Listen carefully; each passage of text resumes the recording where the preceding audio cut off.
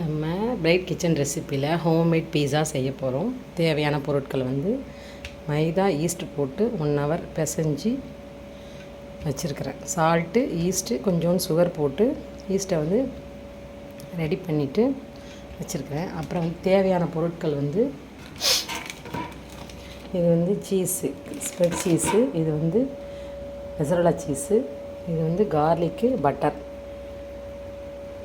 தேவையான பொருள் கேப்சிகம், வெங்காயம், அடுத்து மஷ்ரூமு, அப்புறம் இது கொத்து பார்ஸ்லி கொஞ்சம் ரெடி பண்ணிவிட்டு பேஸ் ரெடி பண்ணிவிட்டு இந்த சட்டியை 20 மினிட்ஸ் ஃப்ரீ ஹீட் பண்ணி வச்சுருக்கிறேன்.